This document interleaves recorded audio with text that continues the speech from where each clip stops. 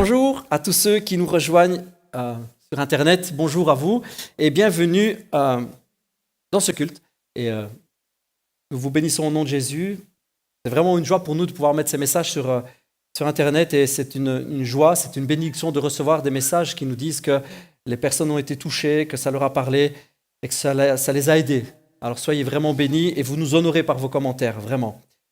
Ça fait maintenant quelques semaines que nous avons repris une thématique qui nous tient vraiment très fortement à cœur, qui est une thématique sur le royaume, sur un royaume qui se répand. Et pour que ce royaume se répande, j'avais à cœur vraiment, et nous avons vu ensemble ce qui touche à l'autorité. Jésus avait de l'autorité. Je vous le dis à chaque fois que je commence ce message, mais je ne vous le dis pas pour vous ennuyer ou parce que je radote. Je ne pense pas radoter encore. Dites-moi si je radote, mais je ne pense pas radoter. Mais c'est parce que pour moi, c'est d'une importance vraiment capitale. Jésus était recouvert, couvert, il avait cette autorité. Et il y a des bouquins sur l'autorité du croyant, l'autorité du chrétien, etc. Mais rien ne vaut l'expérience, je vous assure. Rien ne vaut la pratique, rien ne vaut le fait de la vivre, l'autorité. C'est bien de lire des bouquins dessus, mais si on ne la vit jamais, cette autorité, ça pose un problème. Parce que nous sommes appelés à faire reculer, c'est la Bible qui nous le dit, et à détruire, à faire reculer les œuvres des ténèbres. C'est la Bible qui le dit. Et nous avons besoin pour cela d'autorité. Vous connaissez ce passage, je pense que je vous l'ai cité il y a quelques semaines, où des personnes essayent de chasser des mauvais esprits d'une personne. Ils essayent de le faire et ils disent, c'est un petit peu, ça nous fait sourire à nous, mais sur le moment, eux, ils n'ont pas souri, je vous assure. Ça nous fait un peu sourire parce qu'ils l'ont fait, ils n'ont pas dit au nom de Jésus, comme s'ils connaissaient Jésus, mais ils ont dit au nom de Jésus que sert Paul, que Paul sert. Celui-là, bien preuve qu'ils ne le connaissaient pas, Jésus. Et la Bible nous raconte dans ce récit que le mauvais esprit s'est retourné au travers de la personne et leur a dit, Jésus, je le connais. Paul, je le connais aussi. Mais vous êtes qui, les gars? Et la Bible nous raconte que c'était un homme, il s'est emparé, c'était 7 frères, il s'est emparé de 2-3, les a tapés, il les a roués de coups, dont 2 sont partis tout nus, tellement il s'est bagarré avec eux, il leur a arraché les vêtements. C'est dingue, hein? Mais ça nous fait prendre conscience, ça ne doit pas nous faire peur, absolument pas, mais ça nous fait prendre conscience qu'on peut croire, on peut vivre des tas de choses, on peut aller à l'église, on peut faire l'église, vivre l'église, et ne pas avoir d'autorité, et puis face aux difficultés, vouloir vivre quelque chose, ne pas le vivre. Et qu'est-ce qui se passe quand on ne le vit pas? On se prend des coups. Et quand on se prend des coups, on a mal et on part un peu dans la honte. L'image de ces hommes qui sont partis nus. On se retrouve à partir en se disant, mais je ne comprends pas. Pourtant, Jésus fait des miracles. Pourtant, j'entends que des églises, j'entends que des chrétiens vivent des choses et moi, je ne vis rien. Et c'est décourageant. Et je voudrais vous éviter vraiment ça. Et c'est pour ça que je parle à chaque fois et que je vous dis, oui, Jésus était couvert d'autorité, revêtu d'autorité. Il était sous cette autorité, l'autorité que le Saint-Esprit lui avait transmise. Et j'insiste à chaque fois en vous disant, waouh, cette autorité, on en a besoin. Parce que sinon, si on va à l'affrontement avec les forces de ténèbres, si on va à l'affrontement face à la maladie, face à la mauvaise puissance, si on va à l'affrontement sans avoir l'autorité, on peut juste risquer de se prendre des coups, souffrir et puis être découragé. Et le but, c'est pas d'être découragé. C'est pas le but du tout. C'est pas le but de Dieu pour nous. C'est pas les rêves qu'il a sur notre vie. La Bible nous dit que ce que Jésus veut, ce qu'il désire et ce que le Père désire, c'est que nous puissions du fruit. Ah, j'ai l'impression qu'il s'en va, ou alors c'est les piles qui sont un peu mortes. Que nous portions du fruit. Mais qu'est-ce qu'elle dit la Bible? Que ce fruit demeure. L'idée, c'est pas juste de temps en temps vivre un exploit chrétien. Ouais, une guérison, amen. Merci Jésus pour les guérisons. Et puis en fait, après, rien. Non, la Bible nous parle de demeurer. Donc l'idée, c'est de demeurer dans le temps. C'est pas juste des moments de gloire, ou des moments où Dieu nous bénit. Non, l'idée, c'est de demeurer, de marcher, et que notre vie soit bâtie, soit notre vie soit. Pas que nous vivions des choses, mais que nos vies soient le royaume. Vous me saisissez? Vous saisissez la différence? Pas que nous vivions des petites portions de royaume, mais que le royaume soit notre vie et que notre vie devienne le royaume, afin que ce fruit demeure, afin que ce fruit tienne dans le temps. Et j'ai pris ce sujet déjà depuis plusieurs semaines, et je vous ai dit à chaque fois, l'autorité demande des choses. Recevoir l'autorité demande des choses. Je vais parler d'humilité, d'intimité. Je vais parler d'avoir la foi, évidemment, mais d'avoir aussi du caractère. Je vous ai parlé la semaine dernière de donner et d'offrir le peu que l'on a, malgré tout, parce que l'autorité demande de placer sa confiance en Dieu, de croire en sa fidélité et de placer, parce que nous, en apportant le peu que nous avons, de placer notre confiance en lui, Dieu peut se mettre à l'œuvre et agir dans nos vies. Dieu demande et Dieu a besoin pour travailler à travers de nous, que nous puissions lui apporter même le peu que nous avons. Et je voudrais aujourd'hui vous parler d'un sujet qui va peut-être faire hérisser le poil à quelques-uns et qui va faire « j'aime pas ce mot ». Je voudrais vous parler d'un mot un peu désuet. Je fais durer le suspense, c'est plus rigolo. Un mot qu'on n'utilise pas beaucoup. Un mot qui peut faire penser à des choses compliquées, difficiles, qui est souvent mal compris. Un mot, la sanctification.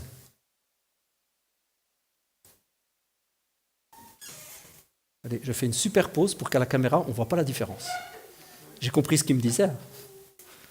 Apparemment, c'est ma pile qui s'en va. C'est pour ça qu'on va couper à la caméra, je n'aurai pas trop bougé, ça ira. Ah, on coupera, vous inquiétez pas, on coupera. Ah, il ne dit pas l'eau batte, hein. Il dit que la batterie est à fond. This is not the battery.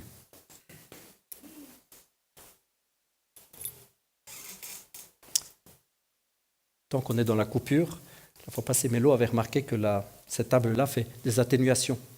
Elle coupe après, c'est peut-être ça qu'on entend, que ça fait il coupe, le son s'en va. On reprend là où on en était. Un mot qui peut faire un peu froid dans le dos, qui peut filer des frissons, et qui, mal compris, peut avoir une sorte de connotation ou qui peut amener un état d'esprit mauvais. Je m'explique. Je vous prêche souvent, et c'est le cœur que nous avons, que venir à Jésus est simple comme bonjour. C'est vraiment simple comme bonjour. Le salut est accessible à la seule foi. Et je ne reviendrai pas là-dessus. C'est sûr, le salut s'obtient par la foi en Jésus-Christ. C'est la Bible qui le dit. La Bible dit, si tu crois dans ton cœur, si tu le déclares de ta bouche, si tu crois et si tu le dis, si tu crois que Jésus est ton sauveur, si tu l'acceptes dans ta vie et que tu le dis, tu le confesses de ta bouche, je veux, j'ai besoin, je déclare, je crois en toi, la Bible nous dit quoi? Tu es sauvé. Et c'est extraordinaire, c'est accessible, c'est d'une facilité enfantine, c'est un jeu d'enfant. Ça n'a pas été pour Jésus à la croix, croyez-moi. Mais pour nous, c'est un jeu d'enfant. C'est simple comme bonjour. Mais, si on veut vivre des choses puissantes et vivre le royaume, nous sommes appelés à plus. Nous sommes appelés à plus que cela. Si nous voulons vivre des choses puissantes avec Dieu, et si nous voulons avancer avec lui, si nous voulons vivre le royaume et vivre l'autorité, la Bible nous dit aussi que nous avons besoin de quelque chose. De plusieurs choses, je vous en parle depuis quelques semaines, et la Bible nous parle de sanctification. Alors, on va tout de suite bien s'expliquer, on va tout de suite prendre les marques. Je ne vous parle pas du salut, je vous parle de vivre plus. Je veux que ce soit bien clair. Je vous parle de vivre plus. Et je vous assure, c'est un sujet délicat, mais c'est un sujet important. La Bible nous parle de sanctification. La Bible nous parle de suivre et de poursuivre quelque chose dans un but. Parce que vous savez quoi? Dieu fait toujours tout dans un but. Il n'y a rien qui est laissé au hasard. Dieu ne fait pas des choses juste pour. Il est fait pour un but. Et c'est très, très, très, très important. Je vous assure, ce message, ce que j'ai sur le cœur là, est ni plus ni moins qu'un tournant. Pour moi, c'est pas un tournant, c'est un carrefour. C'est une direction. Si on prend cette direction, si on veut suivre cela, si on veut suivre le cri que le Saint-Esprit lance à l'Église et lance à notre génération et nous lance à nous, si on veut le suivre, alors il y a des choses à vivre, je vous l'assure. Mais on peut ne pas suivre et ne pas les vivre. Et ce n'est pas grave. Vous pouvez arriver à la porte du ciel sans avoir rien vécu dans votre vie, je vous assure. Parce que tout ce que vous avez fait en acceptant le salut, c'est rentrer sur le seuil. On vous a ouvert la porte grand parce que c'est gratuit, c'est facile. Il n'y a qu'à donner sa vie à Jésus. Yes et amen. On ouvre, on rentre, on dit « Wouhou, je veux vivre avec toi dans le ciel. Je veux te donner mon cœur. J'ai besoin, je reconnais que je suis un pécheur. Je reconnais que sans toi, je suis perdu. Je rentre, je ferme la porte derrière. » Et c'est un peu comme les ascenseurs quand il y a trop de monde. Ça frotte sur le dos. Puis c'est fermé et puis on reste collé là. Mais il y a une vie à vivre, il y a un royaume à vivre, il y a des choses qui sont là préparées pour nous pour que nous puissions les saisir et on peut rester sur le pas de la porte. En disant, hé, moi tout ce que je voulais c'était être sauvé. Eh bien, tu sais quoi, tu peux. Il n'y a pas de souci avec ça. Il n'y a pas de souci avec ça. Mais Dieu a préparé une destinée pour toi que tu ne peux embrasser, que tu ne peux embrasser, que tu ne peux prendre, que tu ne peux saisir que si tu acceptes de le suivre. Et si tu acceptes de payer le prix. Je sais que je vais vous étonner sur ce message parce que je vous prêche toujours la grâce, la grâce. Je ne reviendrai pas là-dessus. La grâce est la grâce. Et nous n'avons rien besoin d'autre pour être sauvés.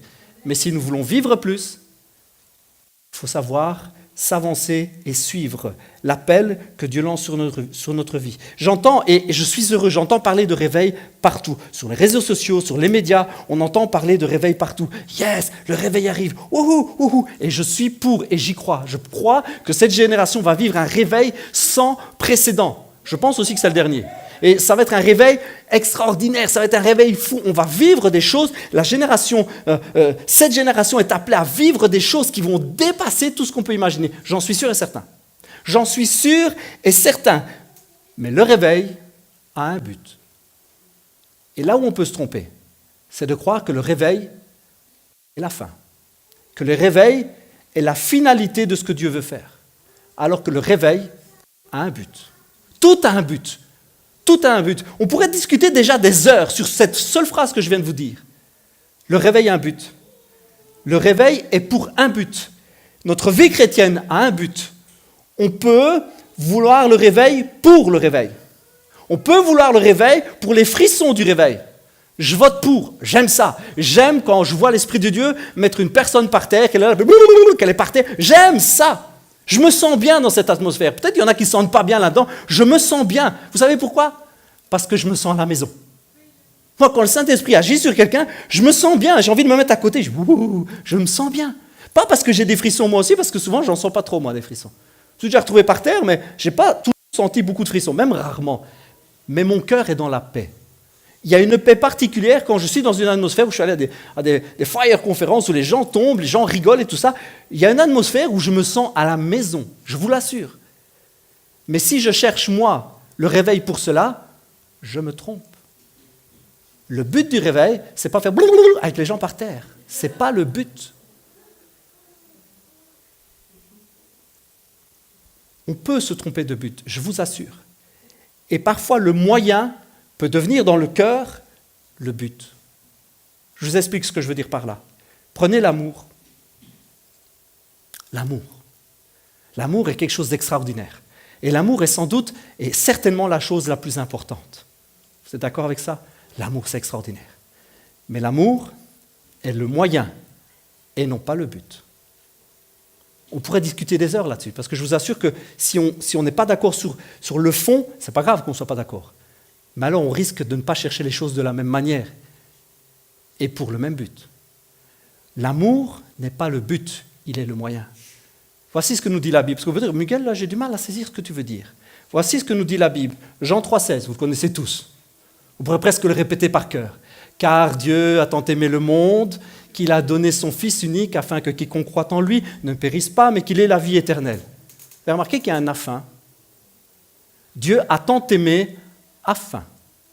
Dieu a tant aimé dans le but. Le but final n'est pas Dieu a donné son Fils afin d'aimer le monde. Vous avez remarqué, il ne faut pas mettre les choses, il ne faut pas me la faire à l'envers, il ne faut pas essayer de me dire les choses au contraire de ce qu'elles sont. La Bible ne dit pas, Jésus n'a pas dit « je donne ma vie afin que le monde soit aimé ». Ce n'est pas ça qu'il a dit. Jésus a dit quoi ? Il a dit « Dieu, le Père », lui aussi d'ailleurs, le Fils, ils ont tant aimé le monde, le Père a tant aimé qu'il a donné afin. Quel est le but ? Quel est le but ? Que le monde soit sauvé, que les vies soient transformées. Et le moyen que Dieu a utilisé, le moyen, parce qu'il est l'amour, le moyen qu'il nous donne encore à nous aujourd'hui, c'est l'amour.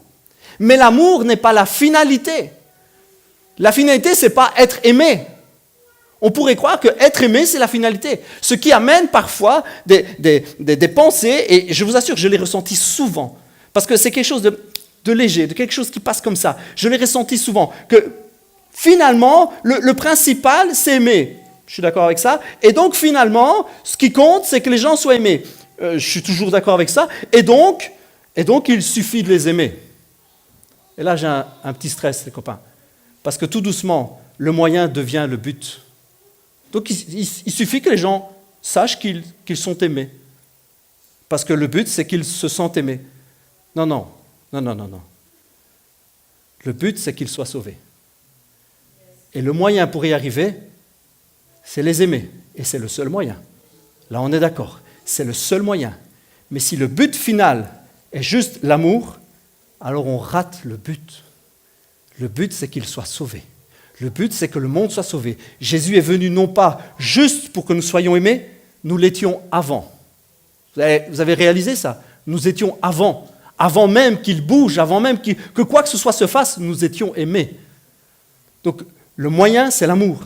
Mais le but, c'est que nous soyons réconciliés avec le Père. Si nous ratons ce but, nous ratons le commandement et la mission, la commission, le grand mandat que Jésus nous a donné, qui est de faire quoi? De partager l'Évangile. Pourquoi? Pour que le monde connaisse le Père. Le but final de tout cela, c'est que le monde connaisse le Père. Le ministère que nous avons reçu, la Bible nous dit c'est quoi? C'est un ministère de réconciliation. Il y a un but derrière. Derrière l'amour que nous avons, il y a un but. On me dit, mais alors, Pasteur Mickey, j'ai un stress. J'ai un problème avec ce que tu dis parce que ça voudrait dire que notre amour, il est conditionnel. Notre amour, il est orienté. C'est pas ça que j'ai dit non plus, les amis. Aimer inconditionnellement veut dire aimer si même le but n'est pas atteint. C'est ça l'amour inconditionnel. L'amour inconditionnel, ce n'est pas aimer sans but. C'est aimer, et quand bien même le but n'est pas atteint, on continue à aimer. Voilà, il n'y a pas de condition à l'amour. On aime, c'est tout. Mais ça ne veut pas dire qu'on est sans but. Ça ne veut pas dire que c'est un amour qui n'est pas orienté. Ça ne veut pas dire pour ça que c'est un amour qui ne pousse pas, qui ne presse pas quelque chose. Vous savez, l'amour de Dieu l'a pressé à donner son Fils.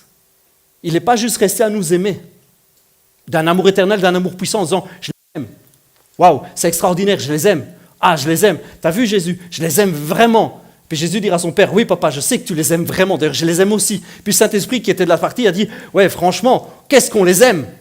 Waouh, on les aime. Ils auraient pu passer le reste de l'éternité à dire, waouh, on les aime, on les aime. Mais l'amour a pressé le Père à donner son Fils, pourquoi? Et le Fils a été pressé à venir, le Saint-Esprit a été pressé à venir mettre l'autorité sur Jésus, pourquoi? Pour que nous soyons sauvés. Et pour que tout cela nous amène à connaître et reconnecter avec le Père. Est-ce que vous me suivez dans ce que je veux dire? L'amour a un but et le réveil a un but.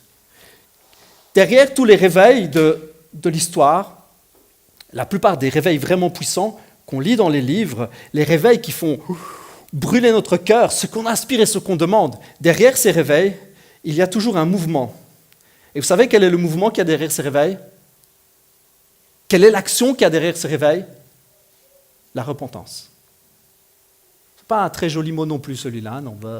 Sanctification, repentance, qu'il y a des sales mots. S'ils sont bien compris, ce n'est pas des mots qui sont moches. Pense repentance, on pense souvent flagellation. Je me flagelle le dos parce que je suis qu'un sale pécheur. Ce n'est pas ça la repentance. Mais derrière les réveils, les amis, il y a quelque chose de puissant qui se passe.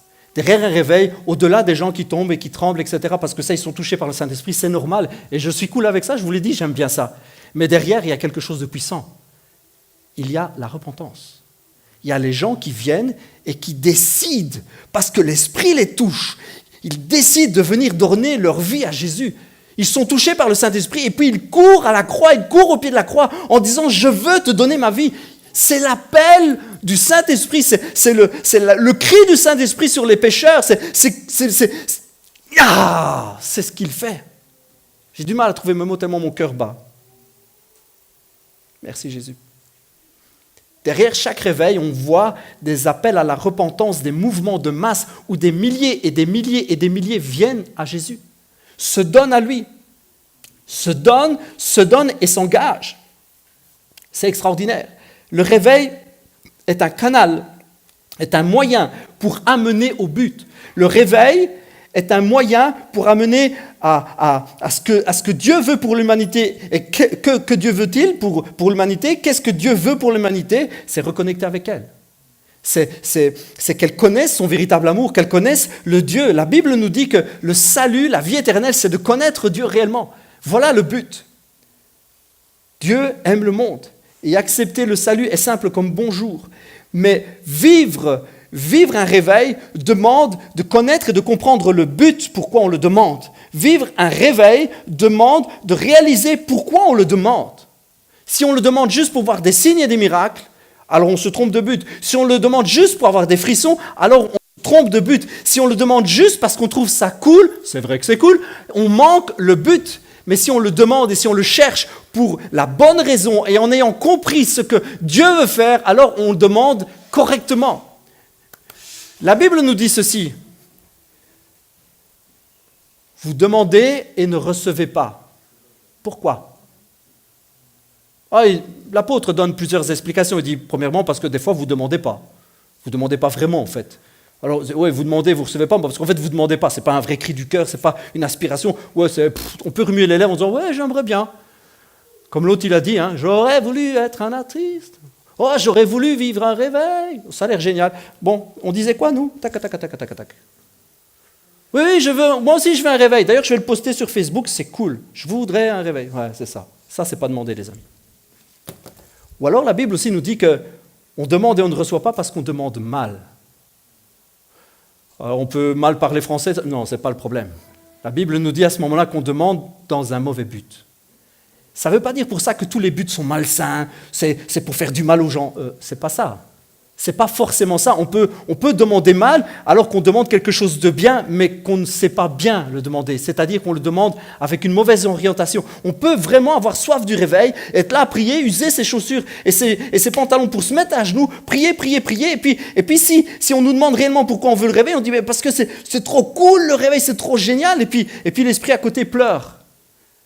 Parce que son désir à lui, c'est de sauver, de toucher les cœurs. La Bible nous dit qu'on peut demander mal, on peut se tromper. Et si on a des pensées qui sont faussées, en pensant que, pour finir, le but final, c'est d'aimer, ou le but final, c'est juste le réveil en lui-même, on peut se tromper sur la chose, on peut se tromper sur le but final et utiliser mal nos prières et que le moyen devienne le but et que le but ne soit pas atteint. Et si le but n'est pas atteint, Dieu n'ouvre pas les portes du ciel. J'ai parlé français? Je vous la refais. On peut prier mal et utiliser le moyen comme étant le but final. Du coup, le but final n'est pas atteint. Et si le but final n'est pas atteint, Dieu n'ouvre pas les portes du ciel. Comprenez ce que je veux dire? Je ne suis pas en train de vous dire, ouais, on est tous mauvais parce que... Je suis en train de vous dire qu'il faut saisir pourquoi on prie.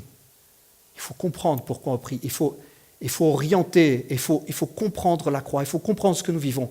Les amis, nous avons besoin de vivre et de respirer, de transpirer, de rayonner la croix. Nous avons besoin de rayonner l'ABC de l'Évangile, qui est la croix. Le monde a besoin de l'ABC de l'Évangile, il a besoin des bases, il a besoin de fondations simples, pures, profondes. Il a besoin de grâce et de connaître la croix. Et un des plus grands moyens que Dieu va nous donner, c'est un vrai réveil. Parce que les gens vont tellement être touchés, il y aura tellement de guérisons qu'on pourra rayonner de la croix vraiment et qu'on pourra leur dire « Regardez comme Dieu vous aime, regardez » et les amener au but pour lequel le réveil a été lancé, le but pour lequel Dieu a ouvert les portes du ciel, le but pour lequel la gloire est descendue, pour que les gens connaissent qui est le Père, pour que la créature connaisse qui est le Créateur et pour que les cœurs soient reconnectés.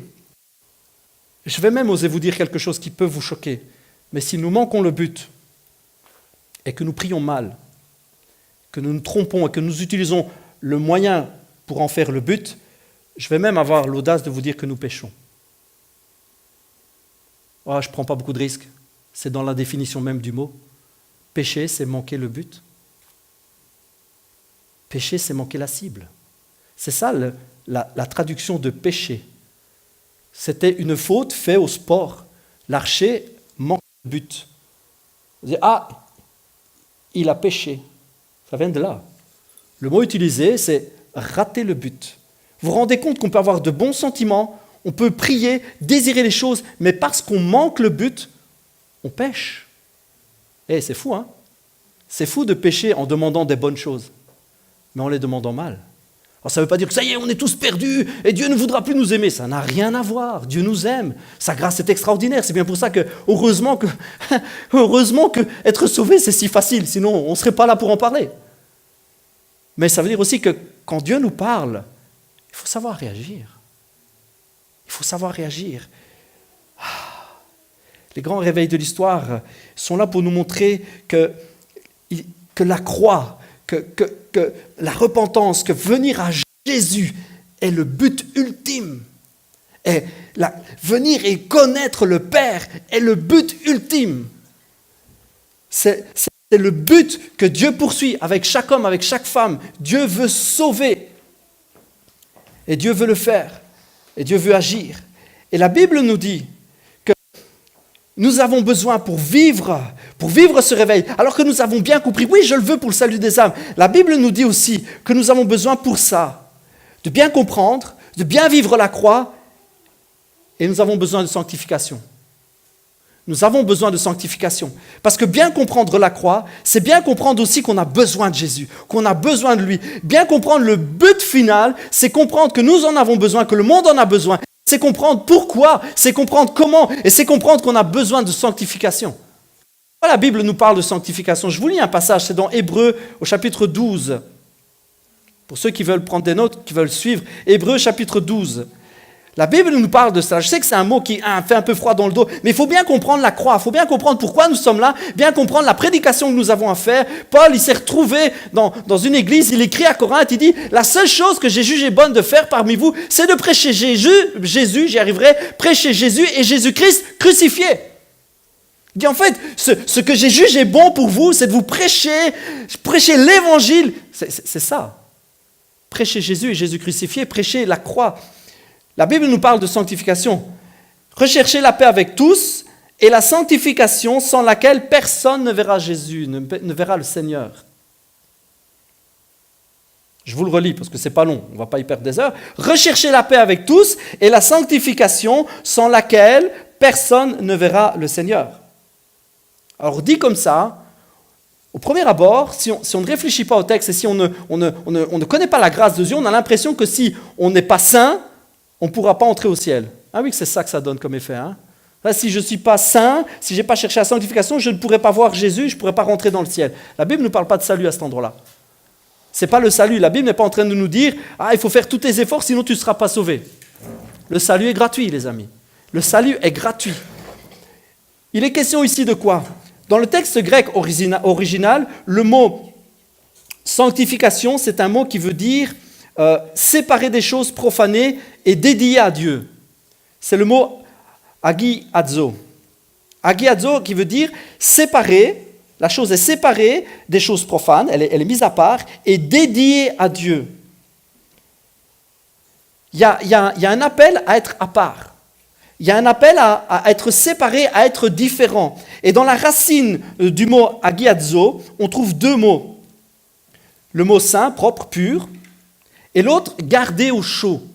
Chauffer, chérir d'un tendre amour, prendre particulièrement soin.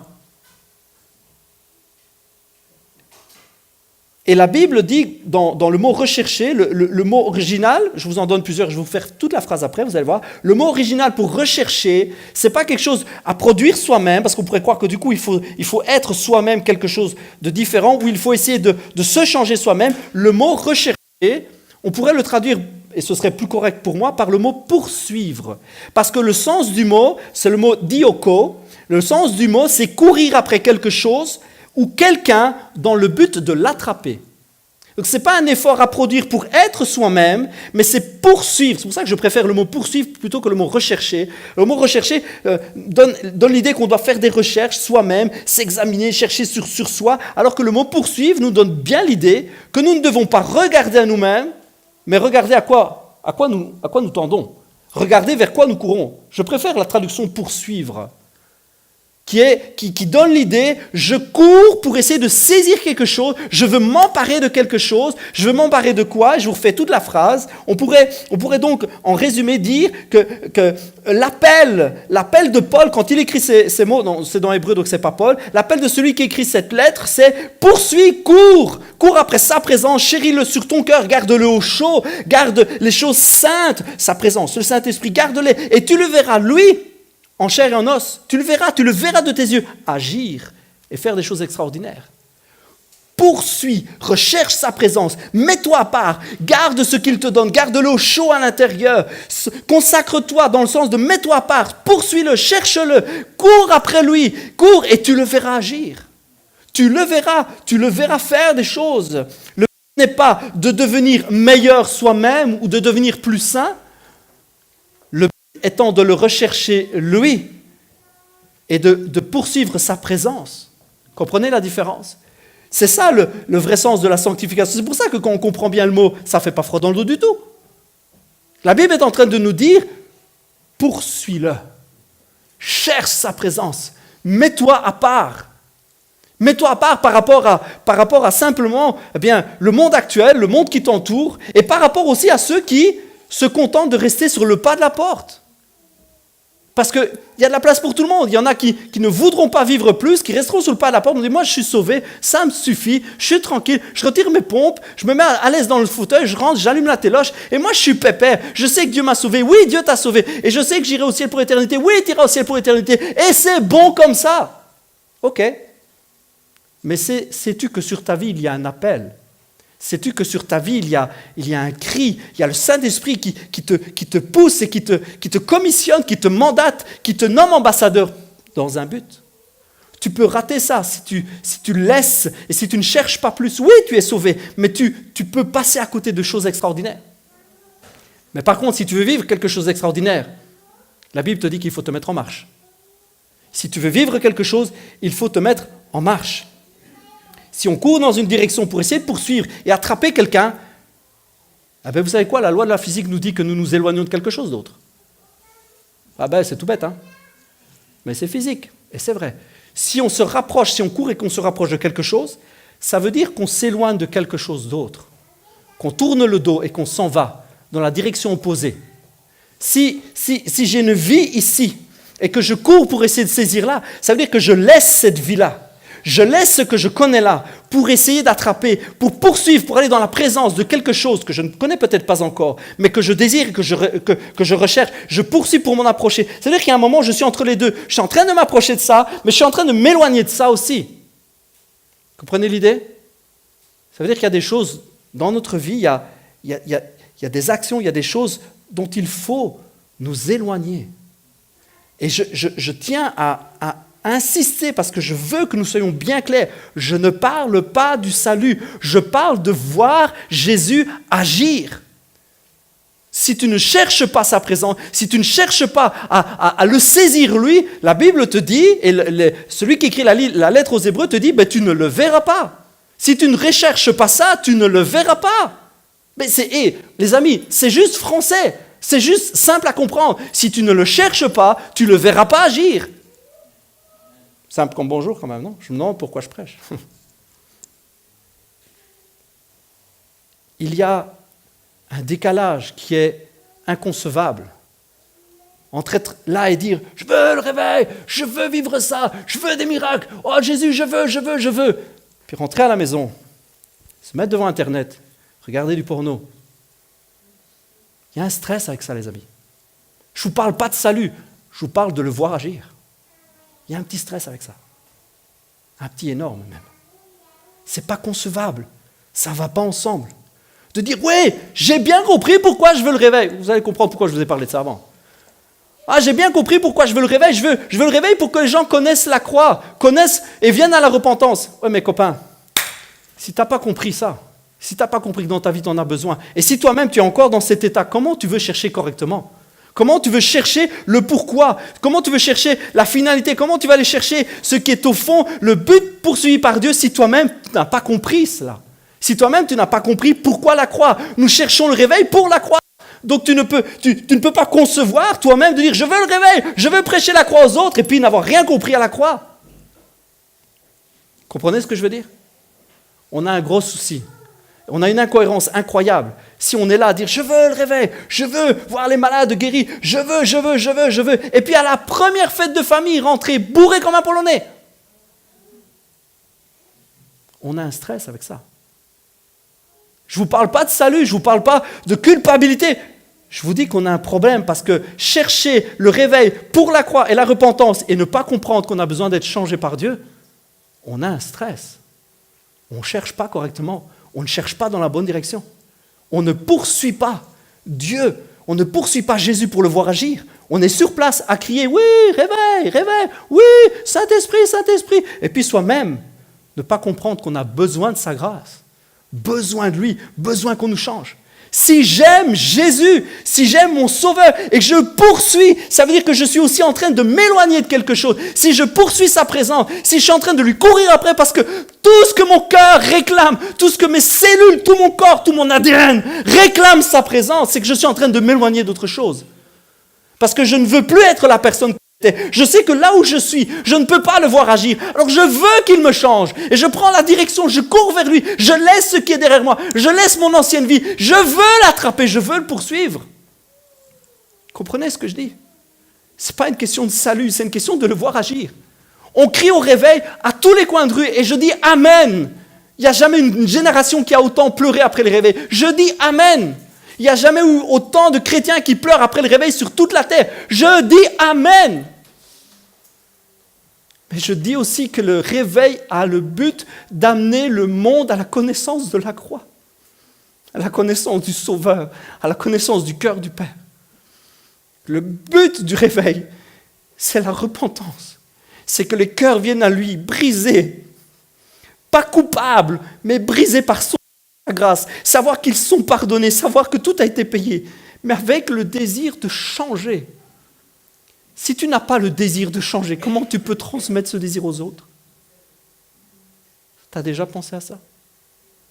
Si toi-même tu estimes que tout va bien, en insultant ta femme, en insultant ton mari, en mentant sur lui, en mentant sur sa vie, en commérant à tous les coins de rue, en commérant à toutes les maisons que tu vas visiter. Si toi, tu estimes que ta vie comme ça, elle est cool, elle est pépère, elle est peinarde, comment, si tu n'as pas le désir de changer par rapport à cette vie-là, comment tu veux communiquer à une génération qui crie après le réveil, à une génération qui se meurt sans Dieu, à une génération qui a besoin de la croix, comment tu veux leur parler de la croix si tu ne la vis pas?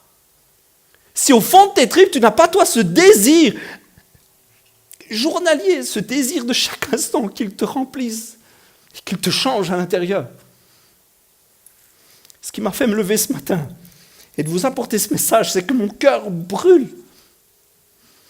J'ai vécu ces dernières semaines des moments terribles dans mon cœur où je me rends compte qu'on peut demander les choses, mais les demander à l'envers.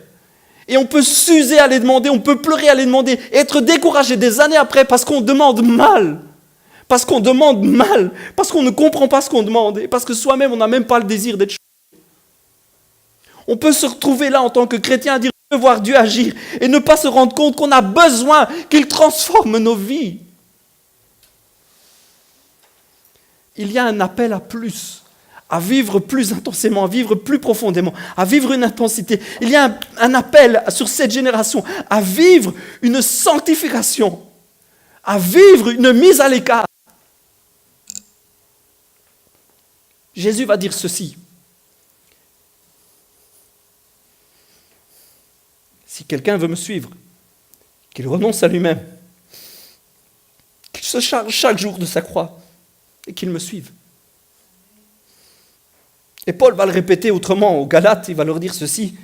Or, ceux qui appartiennent à Jésus-Christ ont crucifié l'homme livré à lui-même avec ses passions et ses désirs. Puisque l'Esprit est la source de notre vie, laissons-le aussi diriger notre conduite. Ne soyons pas vaniteux, évitons de nous provoquer les uns les autres et de nous juger et de nous jalouser mutuellement. voyez, ceux qui sont à Jésus-Christ ont crucifié la chair avec ses désirs. Je ne vous parle pas de salut.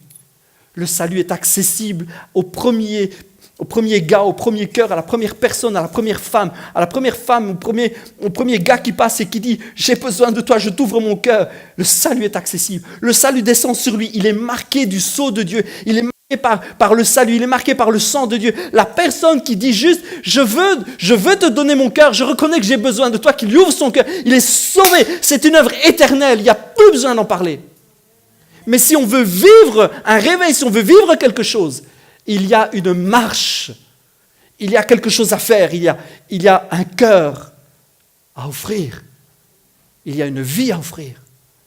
La Bible nous parle et nous invite à nous consacrer à Dieu.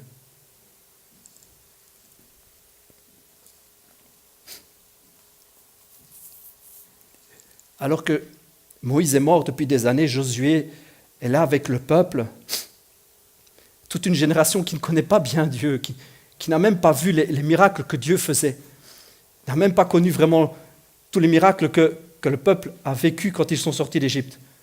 Vous voyez où j'en suis dans l'histoire ?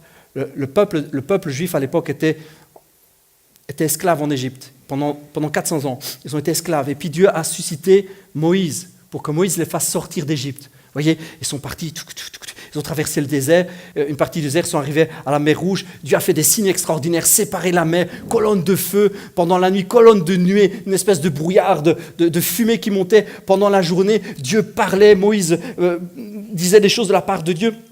Le peuple a connu et a vécu des choses extraordinaires. Ils ont eu de la nourriture dans le désert qui est arrivée par miracle tous les jours. Ils vivaient la manne, ils vivaient la bénédiction et le miracle de Dieu. Et la génération passe. Et une génération qui est nouvelle et qui ne connaît pas Dieu arrive. Une génération, et on a l'impression qu'il y a une sorte de soif. Il dit, ouais, nous aussi, on veut vivre des trucs avec Dieu. Ouais, c'est cool. Il nous disait qu'il y avait des miracles. Tout ça. On en a entendu parler, mais on n'a rien vécu. On veut vivre des trucs cool, on veut vivre des trucs géniaux. Ouais, Dieu est bon, Dieu est puissant. Et Josué, il leur dit quoi ? Consacrez-vous à l'Éternel, votre Dieu. Et il dit quelque chose qui me bouleverse, moi. Il fait le premier pas et dit, moi et ma maison, nous servirons l'Éternel. Moi et ma maison, nous servirons l'Éternel. Il y a une génération qui ne connaît pas Dieu et qui, ouais, il paraît qu'on a un Dieu vachement puissant.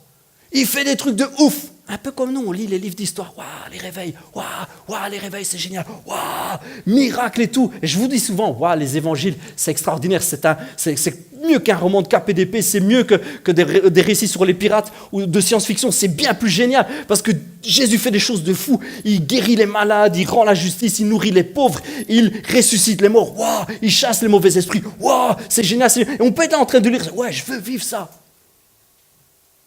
Et puis on a l'appel de Josué, qui a un peu la même racine que Jésus, ça veut dire sauveur, et qui crie « Consacre-toi à l'Éternel ton Dieu ». C'est chaud, hein ? Consacre-toi. Il n'y a pas de mérite à se consacrer. Ne croyez pas que parce qu'on se consacre, on a le mérite et que Dieu, du coup, nous exauce pour nous récompenser par rapport au mérite que nous avons mis en avant. Il n'y a aucun mérite. C'est juste un cœur qui dit « je vais me mettre à part ». Et dans cette génération qui crie après le réveil, et je vous le promets, qui le vivra, il y a un appel à se mettre à part. Coucou. Il y a un appel à se consacrer à Dieu. La question est, est-ce que nous sommes prêts à payer le prix ? Est-ce que nous sommes prêts à payer le prix qu'il faut ? Est-ce que nous sommes prêts à nous engager, à nous consacrer, à nous mettre à part, à faire un premier pas dans cette direction en disant je vais quitter ma vie. Je ne veux pas me limiter au salut. Je ne veux pas me limiter au seuil d'entrée des portes du ciel.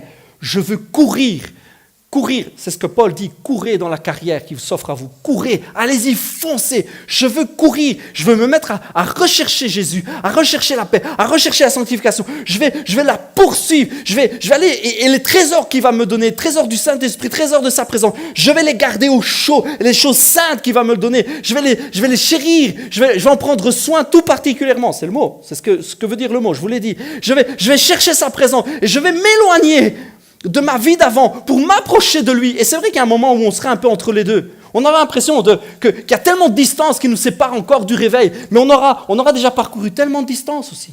Et c'est ce moment-là où il faudra garder le courage, garder cette consécration, garder nos yeux fixés sur lui et continuer à courir. Et comme si Paul nous parlait, vous couriez bien, continuez à courir, vous courez bien, continuez, que rien ne vous arrête, que rien ne vous empêche. Courez, continuez, cherchez. Et Dieu agira. Est-ce que nous sommes prêts à payer ce prix-là? Moi, personnellement, en tant que Miguel Alvarez, je m'y engage. Ça veut dire quoi concrètement? Ça veut dire quoi concrètement? C'est-à-dire que je m'engage à me tenir éloigné du mensonge sous toutes ses formes. Je m'y engage.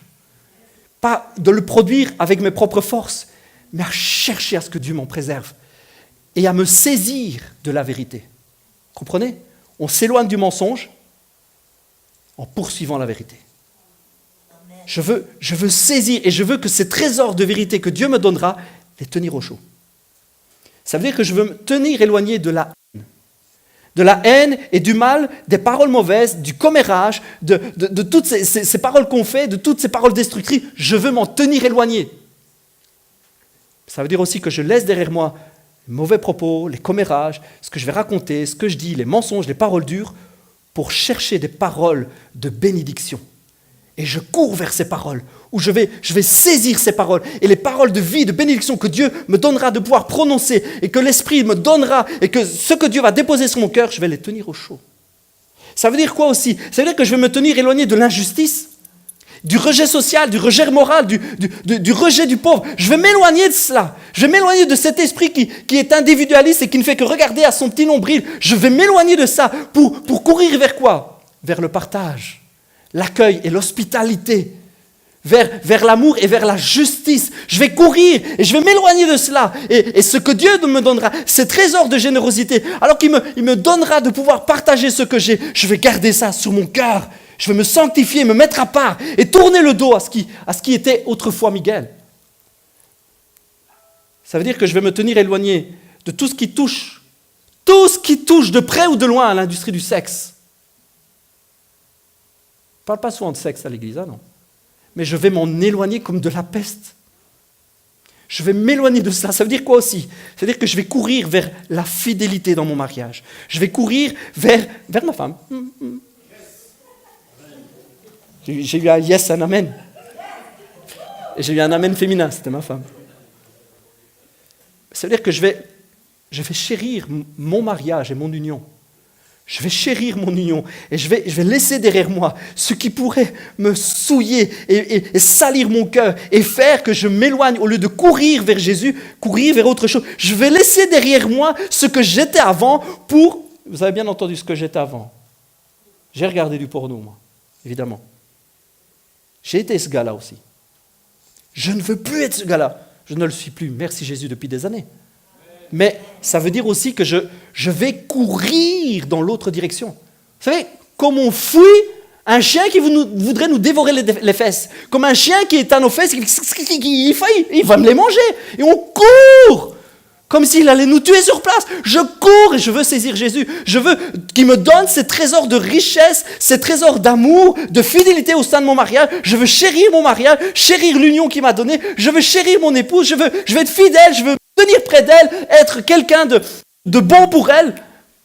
Et tous ces trésors que Dieu va me donner, je vais les chérir sur mon cœur. Ça veut dire aussi que je vais me tenir éloigné des excès de boissons. Et même si c'est une finale de Coupe du Monde, eh bien, je m'éloignerai des boissons. Je ne vous dis pas qu'on ne peut pas boire ni une bière, ni un vin, ni un whisky. Ce n'est pas ça que je vous dis. Je vous parle des excès de boissons. Je me tiendrai éloigné de cela. Je me tiendrai éloigné et j'irai chercher les trésors que Dieu me donne à la place. Parce qu'il y a un proverbe qui dit que ce n'est pas pour les rois. Les boissons oniriques ne sont pas pour les rois. Alors je vais aller chercher les trésors de royauté que Dieu me donne. Vous n'y pensiez pas celle-là, non? Proverbe, tout à la fin. Voilà ceux qui connaissent un peu leur Bible. Les liqueurs fortes ne sont pas pour les rois. Moi, je vais aller chercher les trésors de royauté que Dieu met en moi et m'éloigner des liqueurs fortes, m'éloigner des excès et de l'ivrognerie, de tout ce qui touche à l'alcool. Je vais m'éloigner. Et les trésors de royauté, alors que Dieu m'appelle son fils, alors qu'il fait de moi un prince, alors qu'il m'appelle à vivre comme un roi dans la justice, dans la loyauté, dans la fidélité, alors qu'il m'appelle à être quelqu'un de droit, alors qu'il met ça sous mon cœur, je vais le prendre et je vais le chérir. Et je vais m'éloigner de tout ce qui peut être contraire à ça. Est-ce que vous comprenez ce que je veux dire? Il y a un appel sur cette génération à vivre différemment, à vivre séparément. Ça ne veut pas dire qu'on ne sera pas en contact avec les gens qui vivent une vie comme ça. On sera là pour rayonner, pas pour les juger. À aucun moment on les jugera. Que Dieu nous en garde. Mais nous serons à part. Parce qu'il va déposer dans notre... Alors que nous nous séparons de tout ça, il va déposer des richesses, des trésors de sainteté. Il va les déposer sur notre cœur. Nous sommes appelés à vivre des choses extraordinaires. Mais il y a un appel à se mettre à part. La question est, est-ce que nous sommes prêts à payer le prix? Est-ce que nous sommes prêts à prendre cet engagement? Je peux vous dire que plus que toute autre chose au monde, et plus fort que jamais ce n'a été dans ma vie, je veux prendre cet engagement. Et je le prie, je le dépose aux pieds de papa, je le dépose aux pieds de la croix. Et je dis à mon Sauveur, révèle-moi la puissance de la croix. Révèle-moi tout ce qu'il y a d'extraordinaire dans cette croix. Révèle-moi tous les trésors qu'il y a. Révèle-moi toute la sainteté, toute la pureté que tu veux déposer en moi au travers de l'œuvre de la croix. Je veux poursuivre cette œuvre. Je veux poursuivre parce que je veux le réveil pour que les gens connaissent l'œuvre de la croix. Je veux poursuivre le réveil parce que moi-même je poursuis la croix. Je poursuis Jésus. Je cours et j'essaie de me saisir de tous ces trésors, de toutes ces richesses, de toute cette sainteté qui sort de sa personne parce que je veux lui ressembler et je veux pouvoir le partager avec ceux qui sont autour de moi. Je veux vivre cela. Je veux vivre. Et si ma vie ne sert qu'à donner envie aux autres de vivre cela, que son nom soit béni. Je le crierai encore et encore et encore. Je le prêcherai encore. Et partout où je pourrai aller le prêcher, je le dirai. Il y a un appel à suivre Dieu, à se mettre à part. Il y a un appel sur cette génération à avoir soif, avoir faim d'un réveil, mais avoir faim de la croix qui est derrière le réveil, avoir faim du Sauveur qui est derrière tout réveil, avoir faim de sa présence, à venir chercher sa face, à venir chercher son rayonnement, qu'il rayonne sur nous, à chercher à ce qu'il tourne sa face vers nous, qu'il nous fasse faveur et qu'il rayonne sur notre vie, à chercher et à chercher encore, à poursuivre la sanctification.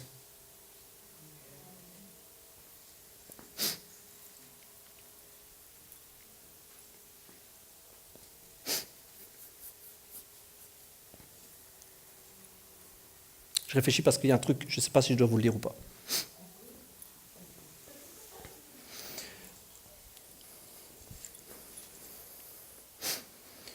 Dieu est bon.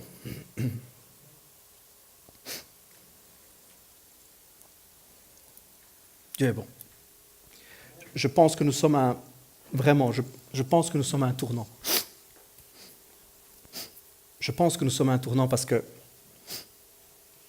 nous avons besoin vraiment de... Oh, j'ai un mouchoir. Merci, j'entends déjà les sacs qui s'ouvrent.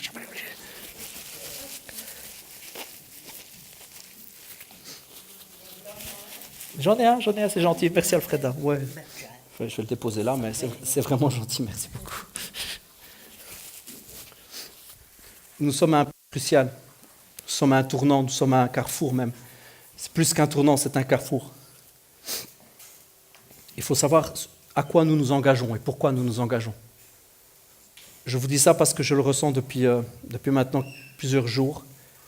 Et je pense vraiment, je pense que nous sommes à la croisée de chemin où nous pouvons continuer à vivre notre vie chrétienne avec comme seul objectif le salut, c'est-à-dire notre salut personnel, où nous pouvons vraiment comprendre que nous avons un appel, nous sommes mandatés, nous sommes commissionnés. Dieu nous envoie afin que ce monde change.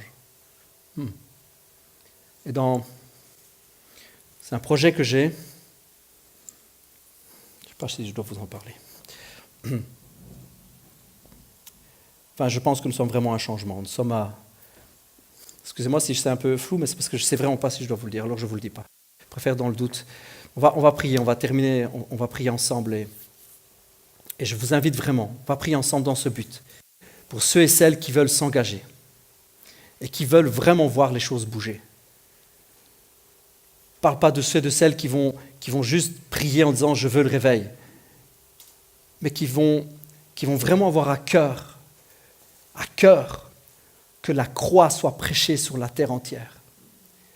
La terre, le monde a besoin de connaître l'Évangile, à connaître la liberté qu'il y a dans le nom de Jésus, à connaître le royaume, à connaître le Père.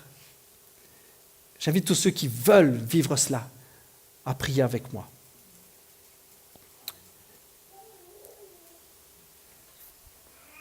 Et si vous êtes d'accord, eh bien, je vais vous relire les engagements que moi je prends.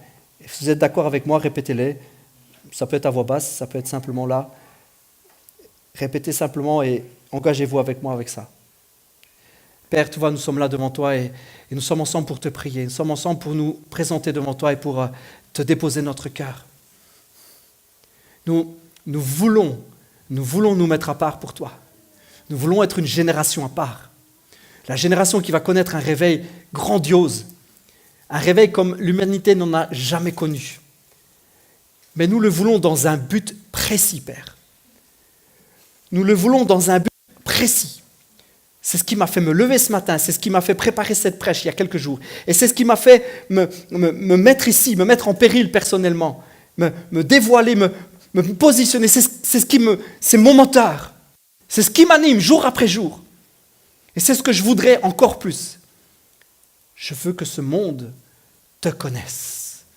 Je veux le réveil pour la repentance qu'il y a derrière. Je ne veux rien d'autre que la croix qui rayonne puissamment. Je ne veux que cela. Alors Père, voilà, je m'engage et je me mets à part. Je m'engage et je cherche la sanctification, je poursuis la sanctification. Je m'engage à me tenir éloigné du mensonge sous toutes ses formes. Je m'engage à me tenir éloigné de la haine, du mal, des paroles mauvaises, des commérages et des paroles destructrices. Je m'engage à me tenir éloigné de l'injustice, du rejet, qu'il soit social ou moral.